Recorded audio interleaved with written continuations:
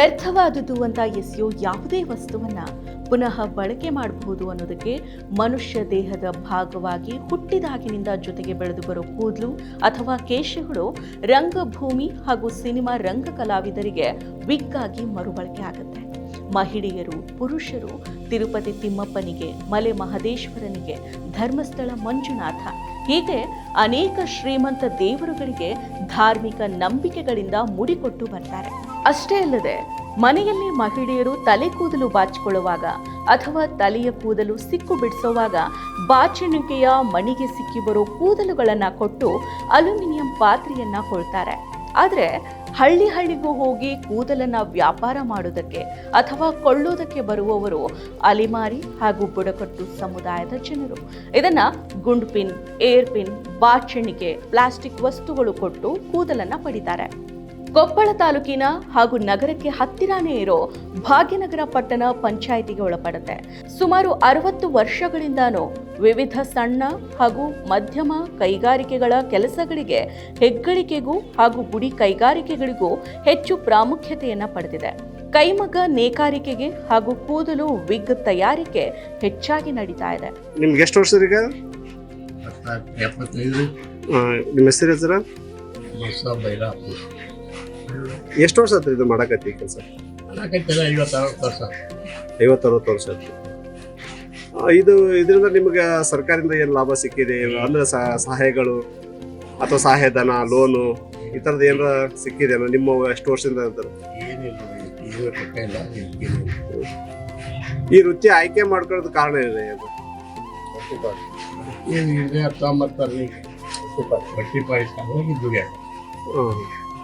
ಕಚ್ಚಾ ಮಾಲ್ ಕೊಡೋದ್ರೆ ಎಲ್ಲ ಕ್ಲೀನ್ ಮಾಡಿ ಸೌಕರ್ಯ ಕೊಡ್ಬೇಕು.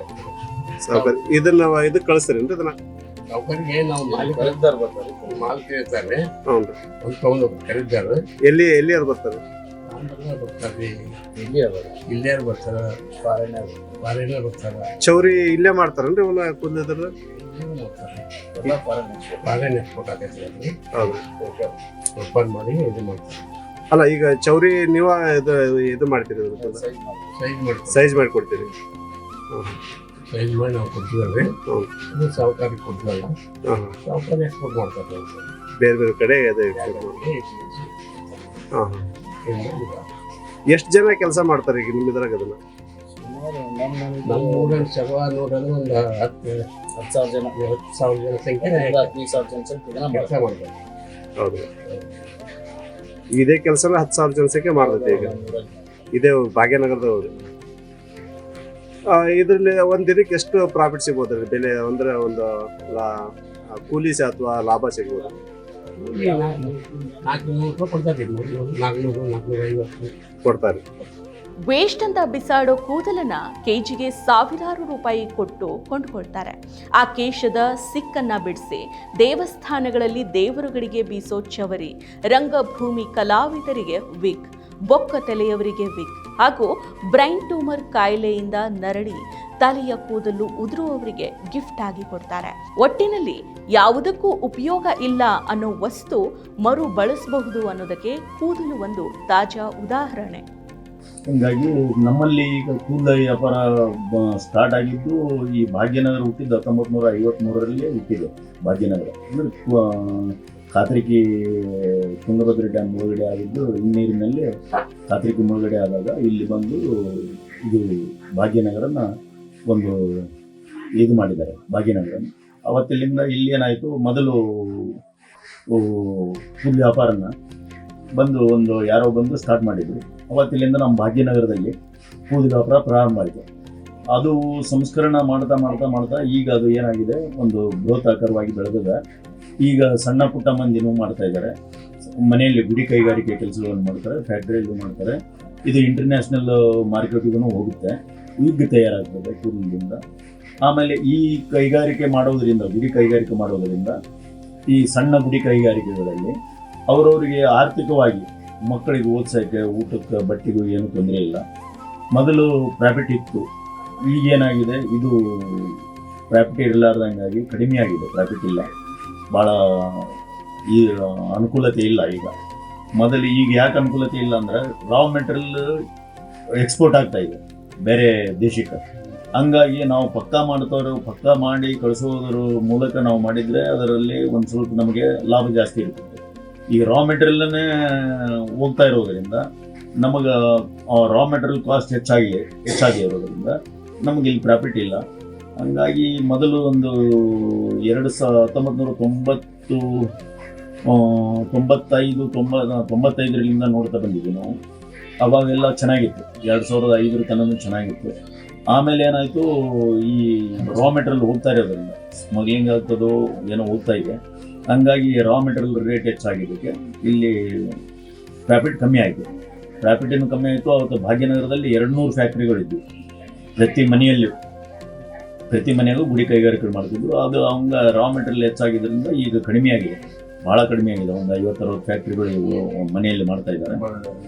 ಹಂಗಾಗಿ ಈ ಕುಂದಾಪುರದಲ್ಲಿ ಆಮೇಲೆ ಇದಕ್ಕೆ ಸರ್ಕಾರದಿಂದ ಯಾವುದೇ ಸೌಲಭ್ಯ ಇಲ್ಲ.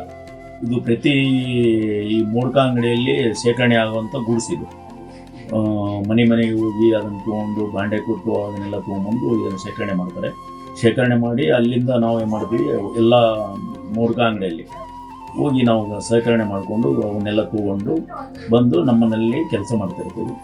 ಇದರಿಂದ ಏನಾಗಿದೆ, ನಮ್ಮ ಊರಿನಲ್ಲಿರುವಂಥ ಹೆಣ್ಮಕ್ಳು ಮತ್ತು ಹುಡುಗರು ಎಲ್ಲರಿಗೂ ಒಂದು ಕೆಲಸ ಸಿಗುತ್ತೆ. ಆ ಕೆಲಸ ಸಿಕ್ಕರೆ ಸಾಕಪ್ಪ, ಆ ಕೆಲಸದಿಂದ ನಮಗೆ ದುಡಿಮೆ ಸಿಕ್ಕರಲ್ಲ ಸಾಕು, ಅಷ್ಟೇ ಲಾಭ, ಅಷ್ಟಾದರೆ ಸಾಕು ಅಂತಂದು ಮಾಡ್ತಾ ಹೊಂಟಿದ್ದೀವಿ. ಈಗ ಲಾಭ ಕಡಿಮೆ ಆಗಿದೆ. ಸರ್, ಈಗ ಸರ್ಕಾರದಿಂದ ಗುಡಿ ಕೈಗಾರಿಕೆಗೆ ಅಂತಾನೆ ಒಂದಿಷ್ಟು ಅನುದಾನಗಳು ಅದಾವು ಮತ್ತು ಲೋನ್ಗಳು ಅದಾವು ಗುಡಿ ಕೈಗಾರಿಕೆ ಮಾಡುವಂಥವ್ರಿಗೆ ಅಂತಂದು. ಈ ಸೌಲಭ್ಯಗಳು ಮತ್ತು ಇಲ್ಲಿ ಗುಡಿ ಕೈಗಾರಿಕೆ ಮಾಡುವಂಥ ಕಾರ್ಮಿಕರಿಗೆ ಸಿಕ್ಕಿದೇನು ಲಾಭ, ಅಥವಾ ನಿಮ್ಗೆ ಗುಡಿ ಕೈಗಾರಿಕೆ ಮಾಡ್ತಕ್ಕಂಥ ನಿಮ್ಮವರಿಗೆ ಸಿಕ್ಕಿದೇನೆ ಇಲ್ಲೋ ಲಾಭ? ಇಲ್ಲ, ಸರ್ಕಾರದಿಂದ ನಮಗೆ ಯಾವುದೇ ಕೂದಲ ವ್ಯಾಪಾರಕ್ಕೆ ಯಾವುದೇ ಸರ್ಕಾರದಿಂದ ನಮಗೆ ಸೌಲಭ್ಯಗಳು ಇಲ್ಲ. ಬಟ್ ಆದರೆ ನಮಗೆ ಬ್ಯಾಂಕಿನಲ್ಲಿ ನಮ್ಮ ಪ್ರಾಪರ್ಟಿಗಳನ್ನು ಇಟ್ಟು ಈ ಕೂದಲು ವ್ಯಾಪಾರ ಮಾಡಲಿಕ್ಕೆ ನಾವು ಲೋನ್ ತೊಗೋಬೋದು. ಬಟ್ ಸರ್ಕಾರದಿಂದ ಯಾವುದೇ ಸಬ್ಸಿಡಿ ಆಗಲಿ ಯಾವುದೇ ನಮಗೆ ಸರ್ಕಾರ ಕೂದಲು ವ್ಯಾಪಾರ ಕೊಟ್ಟಿಲ್ಲ ಇಲ್ಲಿವರೆಗೂ. ಅದು ಗುಡಿ ಕೈಗಾರಿಕೆ ಯಾವುದು ಕೊಟ್ಟಿಲ್ಲ ಇಲ್ಲಿವರೆಗೂ. ಬಟ್ ಆದರೆ ನಮ್ಮಲ್ಲಿ ಇರುವಂಥ ಇನ್ನೊಂದು ಉದ್ಯಮ ಏನಿದೆ, ನೇಕಾರಿಕೆ ಇದೆ. ಆ ನೇಕಾರಿಕೆಗೆ ಸರ್ಕಾರದಿಂದ ಸೌಲಭ್ಯಗಳು ಸಿಗ್ತದೆ. ಅದು ತಮಗೂ ಗೊತ್ತಿರಬಹುದು ಅನಿಸ್ತದೆ. ಸುಮಾರು ಒಂದು 30 ವರ್ಷದಿಂದ ನಾವು ಕೂದಲು ಉದ್ಯಮದಲ್ಲಿ ಕೆಲಸ ಮಾಡ್ಕೊಂಡು ಬಂದಿದ್ದೀವಿ. ಇದರಲ್ಲಿ ನಾವು ಸಾಕಷ್ಟು ಏಳು ಬೀಳುಗಳನ್ನು ಕೂಡ ಕಂಡಿದ್ದೀವಿ. ಇದರಲ್ಲಿ ಲಾಭ ಎಷ್ಟಿದೆಯೋ ನಷ್ಟ ಕೂಡ ಅಷ್ಟೇ ಇರುತ್ತೆ. ಭಾಳ ಒಂದು ಇದರಲ್ಲಿ ನಮಗೆ ಮಾರ್ಕೆಟಿಂಗಿಂದು ಭಾಳ ಒಂದು ತೊಂದರೆ ಇತ್ತು. ಹಿಂದಕ್ಕೆ ನಾವು ಒಬ್ಬರನ್ನೇ ಅವಲಂಬನ ಮಾಡ್ತಾ ಇದ್ವಿ. ಇವಾಗ ಏನಿದೆ, 4-6 ಜನ ಎಕ್ಸ್ಪೋರ್ಟ್ಸ್ ಆಗಿದ್ದಾರೆ. ನಾವು ಬೇರೆ ಕಡೆಗೆಲ್ಲ ಸಪ್ಲೈ ಮಾಡ್ತೀವಿ. ಹಾಗಾಗಿ ನಮ್ಮ ಉದ್ಯಮ ಈಗ ಸ್ವಲ್ಪ ಉಳಿದಿದೆ. ಇದರಲ್ಲಿ ನಮಗೆ ನಷ್ಟ ಲಾಭಕ್ಕೆ ಪ್ರಶ್ನೆಕ್ಕಿಂತ ಜೀವನೋಪಾಯಕ್ಕೆ ಯಾವುದೇ ರೀತಿಯಾದಂಥ ತೊಂದರೆ ಏನಿಲ್ಲ. ನಮ್ಮ ಜೀವನದ ಜೊತೆಗೆ, ನಮ್ಮ ಉಪಜೀವನದ ಜೊತೆಗೆ ನಮ್ಮಲ್ಲಿ ಸುಮಾರಾಗಿ ಒಂದು 20-25 ಜನ ಮಹಿಳೆಯರು ಕೆಲಸ ಮಾಡ್ತಾ ಇದ್ದಾರೆ. ಅದರಿಂದ ಅವರ ಅವರ ಒಂದು ಕುಟುಂಬದ ಜೀವನನೂ ಸಾಗ್ತಾ ಇದೆ. ಎರಡನೇದಾಗಿ ಒಂದು 10-12 ಜನ ಪುರುಷರು ಕೆಲಸ ಮಾಡ್ತಾ ಇದ್ದಾರೆ. ಅವ್ರದ್ದು ಕೂಡ ಜೀವನ ನಡೀತಾ ಇದೆ. ಜೊತೆಗೆ ನಮ್ಮ ಈ ಉದ್ಯಮ ಈ ನಮ್ಮ ಭಾಗ್ಯನಗರ ಪಟ್ಟಣದಲ್ಲಿ ವಿಶೇಷವಾಗಿ ಎಲ್ಲರನ್ನೂ ಅವಲಂಬಿಸಿಕೊಂಡಂಥ ಒಂದು ಉದ್ಯಮ ಆಗಿದೆ. ಇದು ಸುಮಾರಾಗಿ ನಮ್ಮಲ್ಲಿ 60-70 ವರ್ಷದ ಹಿಂದಿನಿಂದ ನಮ್ಮ ಪೂರ್ವಜರು ಮಾಡ್ಕೊಂಡ್ರೆ 1962-63ರಿಂದ ನಮ್ಮ ಈ ಒಂದು ಭಾಗ್ಯನಗರದಲ್ಲಿ ಕೂದಲು ಉದ್ಯಮ ಪ್ರಾರಂಭ ಮಾಡ್ಕೊಂಡು ನಮ್ಮ ಹಿರಿಯರು ಬಂದಿದ್ದಾರೆ. ನಾವು ಕೂಡ ಅದರಂತೆ ಮುಂದುವರ್ಸ್ಕೊಂಡು ಹೋಗ್ತಿದ್ದೀವಿ. ಇದರ ಜೊತೆಗೆ ನಮ್ಮ ಒಂದು ಜವಳಿ ಉದ್ಯಮದಲ್ಲಿ ಸೀರೆ ತಯಾರಿಕೆ, ಅದು ಪ್ಲಸ್ ನಮ್ಮ ಈ ಕೂದಲು ಉದ್ಯಮ, ಕೂದಲು ವ್ಯಾಪಾರಸ್ಥರು. ಇದರಿಂದ ನಮ್ಮಲ್ಲಿ ಜೀವನ ಎಲ್ಲರಿಗೂ ಕೆಲಸ ಸಿಕ್ಕಿದೆ, ಕೆಲಸ ಮಾಡ್ತಾ ಇದ್ದಾರೆ. ಆದರೆ ಸರ್ಕಾರದಿಂದ ನಮಗಾಗಲಿ ಅಥವಾ ನಮ್ಮ ಕೆಲಸಗಾರಿಗೆ ಆಗಲಿ ಯಾವುದೇ ರೀತಿಯಾದಂಥ ಸರ್ಕಾರಿ ಸೌಲಭ್ಯಗಳು ಸಿಕ್ಕಿಲ್ಲ. ಈಗ ಒಂದು ಕ್ವಿಂಟಲ್ಗೆ ಅಥವಾ ಒಂದು ಟನ್ನಿಗೆ ನಿಮ್ಮ ಇದರಿಂದ ಎಷ್ಟು ಲಾಭಾಂಶ ಇದಾಗುತ್ತೆ? ಹಾಗಿದ್ದ ಜೀವನಕ್ಕೆ ಬೇಕಾದಷ್ಟಂತೂ ಸಿಗುತ್ತೆ. ಅದು ಒಮ್ಮೊಮ್ಮೆ ಸಿಗ್ಬೋದು, ಒಮ್ಮೊಮ್ಮೆ ನಷ್ಟನೂ ಆಗ್ಬೋದು. ಮತ್ತಷ್ಟು ವಿಶೇಷ ವಿಡಿಯೋಗಳನ್ನು ನೋಡಲು ಮತ್ತು ಹೊಸ ವಿಡಿಯೋಗಳ ಬಗ್ಗೆ ತಿಳಿಯಲು ಈ ದಿನ .com ಯೂಟ್ಯೂಬ್ ಚಾನೆಲ್ ಸಬ್ಸ್ಕ್ರೈಬ್ ಮಾಡಿ ಮತ್ತು ಬೆಲ್ ಐಕಾನ್ ಕ್ಲಿಕ್ ಮಾಡಿ.